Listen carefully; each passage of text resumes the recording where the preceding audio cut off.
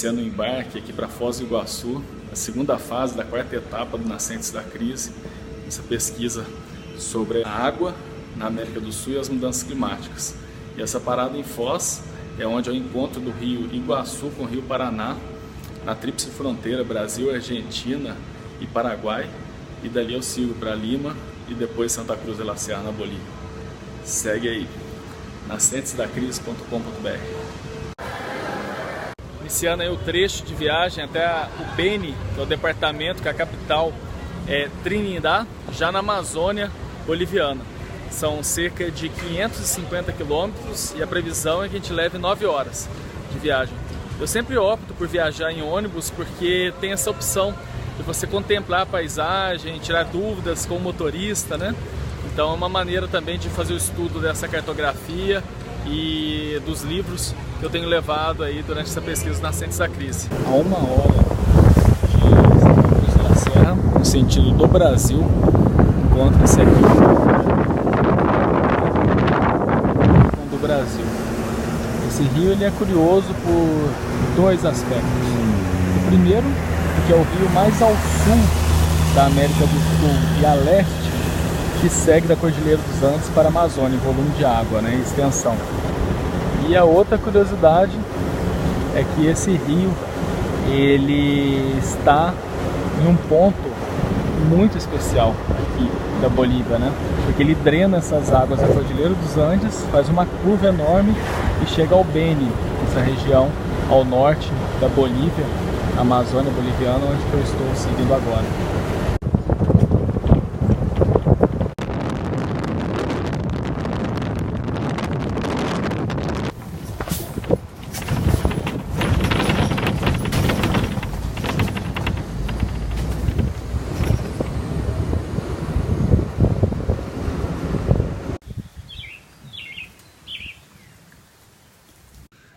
De todas as regiões amazônicas que já passei no Brasil e em outros países, olha, nunca vi nada igual ao que eu estou vivenciando aqui em Trindade, no departamento de Beni, na Bolívia. A chuva que não para, mas nem por isso as pessoas deixam de tomar banho aqui na Lagoa Soares, pescar, fazer aqui um rally de moto agora há pouco. Enfim, estou andando em um quadriciclo, um veículo aqui adaptado para essa região. Ou seja, tem que gostar muito de água para morar aqui. Dois arco-íris no céu, um começando aqui e outro terminando lá. A cidade de Trindade, aqui no norte da Bolívia, na Amazônia boliviana, teve a sua fundação próxima ao rio Mamoré, que se encontra a cerca de 13 quilômetros daqui. Mas como aconteceu muitas enchentes lá, inundações, principalmente nessa época do ano de chuvas, eles transladaram a cidade para esse ponto. Mas aqui tem esse arroio San Juan, que é como se fosse um rio pequeno, que foi onde desenvolveu a cidade. Aqui era o antigo porto, né? E hoje em dia, para evitar os alagamentos, eles fizeram as contenções. E tem os canais que drenam a água da cidade para esse corpo d'água. Então é uma cidade bem curiosa, assim, transitar pelas ruas, é uma planície. E é possível também ter essa visão, voltar no passado, imaginar como que eram esses povos, né, que habitavam essa região naquela época.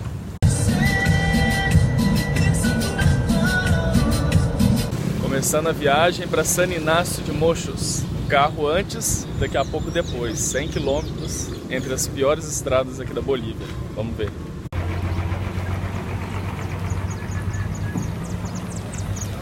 O primeiro trecho da viagem aqui entre Trindade e San Ignacio de Mochos foi bem tranquilo. Cerca de 20 minutos em carro, estrada asfaltada e agora uma primeira balsa. Ainda tem uma segunda balsa e o trajeto, que dizem que é bem caótico durante esse período das chuvas, é mais adiante.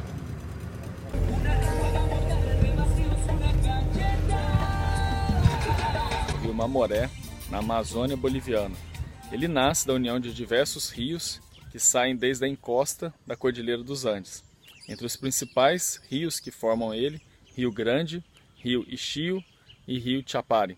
E quando entra no Brasil, ele se torna o Rio Madeira, que passa por Porto Velho e dali é navegável. Você pode navegar, fazer essa viagem entre Porto Velho e Manaus em 96 horas, em balsas, uma viagem incrível que recomendo. e ele se encontra próximo a Manaus com o rio Amazonas. E o rio Amazonas desemboca no Oceano Atlântico entre o Pará e o Amapá. Segunda e última balsa na travessia aqui do rio Mamoré, no sentido de San Ignacio Moxos. Aqui é o caminho que vai subir na Cordilheira dos Andes, sentido La Paz. Mas antes disso ainda tem várias etapas no caminho. E essas águas que saem desde a Cordilheira dos Andes, mais ao sul da América do Sul, elas levam meses e meses para chegar à foz no rio Amazonas. Porque agora é o mês de janeiro e é o período das chuvas, que vai entre dezembro e fevereiro e março. Então essas águas ela vai fazer a época da cheia ali na região de Manaus somente em maio, junho desse ano ainda, ou seja, são meses e meses descendo aqui na Amazônia. Então esse ciclo das águas faz com que aqui seja um grande pântano, que a água vai descendo muito vagarosamente. Apesar de estar no meio da América do Sul, a altitude aqui em relação ao nível do mar é de cerca de 155 metros apenas. Caramba, olha só! O motorista pediu para descer, aí eu desci, eu patinei onde o pneu vai passar, assim, patinei e caí. Agora imagina como que esse pneu vai passar aqui. Nossa. A estrada, assim, eu já imaginava que seria ruim, mas não que eu iria me enlamar inteiro nesse trajeto. Isso que não tá nem 15% da viagem ainda. Meu Deus do céu. Ai. Agora, onde que eu vou lavar a mão aqui? Não tem nem lugar. Já estou viajando o dia inteiro e ainda continuo nessa odisseia. Olha esse caminhão, a situação dele.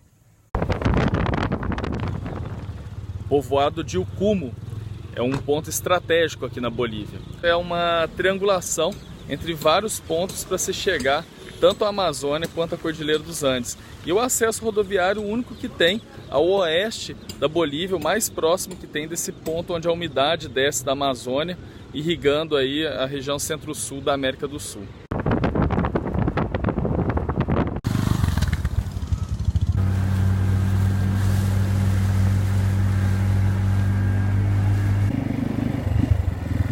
A estrada que conecta Ruenabaque e Ixmiamas fica aqui no oeste da Amazônia boliviana. Então essa estrada daqui a pouco, assim, se a gente for seguir até o final dela, lógico que não vamos até lá, seria mais uns 40 quilômetros e não tem mais nada. E aqui ao fundo, a Cordilheira dos Andes, um cotovelo dela e uma chuva chegando até lá.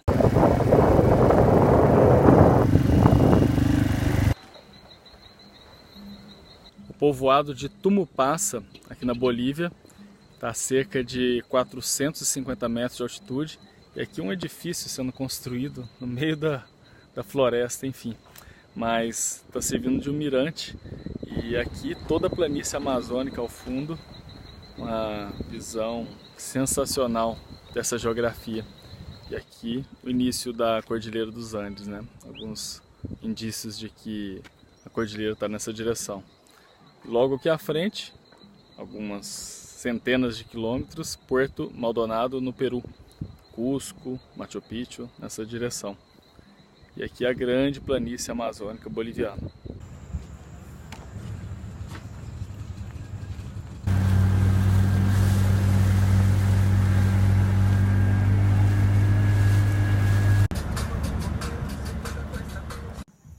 Em menos de meia hora, a gente estava a cerca de 250 metros de altitude em relação ao nível do mar, na região de Ucumo. E agora, meia hora depois, a gente já está a cerca de 1000 metros de altitude em relação ao nível do mar, já subindo aqui, sentido La Paz, e ao fundo é possível avistar aqui algumas chuvas passando, né? E lá no fundo, a imensa planície amazônica.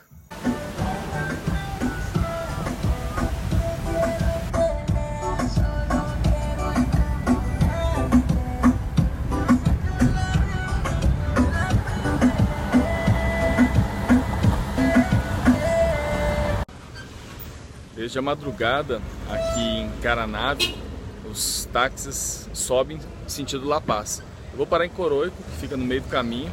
Então aqui essa cidade é de passagem praticamente, né? Uma transição até a Cordilheira dos Andes.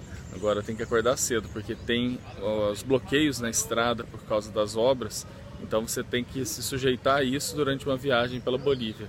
Nem sempre você consegue passar pelas estradas no momento que você deseja.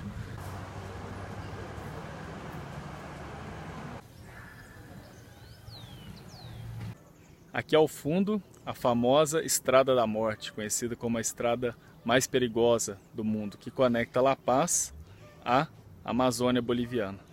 Esse trecho aqui a gente está numa altitude de 1.800 metros em relação ao nível do mar, e aqui embaixo, quando se chega de bicicleta, depois de percorrer essa estrada, você está a cerca de 800. Então o trajeto começa ainda mais acima, a cerca de 4.000 metros de altitude. Essa estrada nova que conecta Coroico a La Paz, e dela sai a bifurcação a cerca de 3.300 metros de altitude para o caminho velho, que as pessoas descem geralmente em bicicleta. E logo mais à frente, a gente vai estar chegando ao ponto mais alto aqui da rodovia, que está a 4.600 metros. E depois começa a baixada até La Paz, 3.600, e El Alto a 4.100 de altitude. E aqui já é possível visitar essa transição, nessa umidade, tipo de vegetação completamente diferente da floresta amazônica mais abaixo na região de Ucumbo e do Beni. A 4.600 metros de altitude, essa é a estrada que conecta a Amazônia aos Andes. Esse é o ponto mais alto dessa conexão entre a floresta e a Cordilheira Real. Aqui é muito frio, assim, já estamos agora começando a descida, sentido La Paz, que está aqui a cerca de 15 quilômetros, já começa a cidade.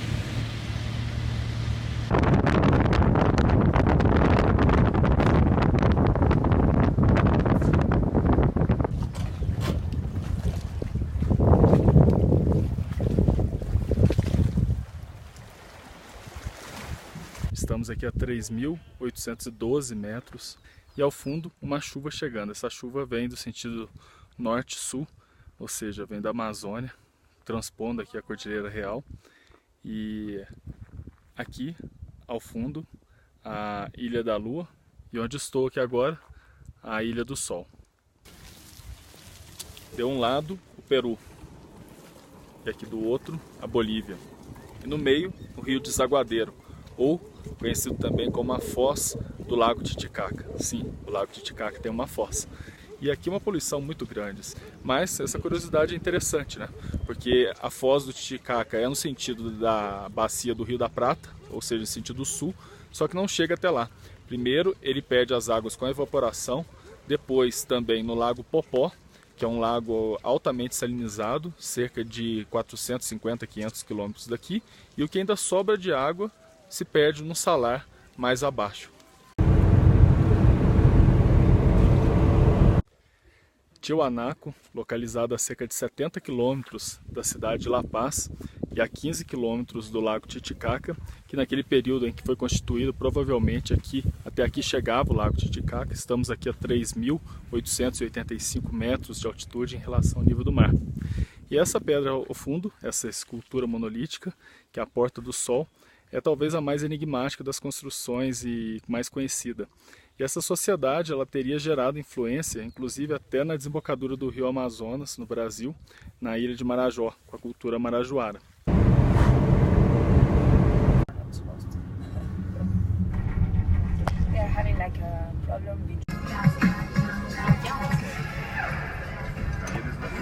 Uma experiência incrível.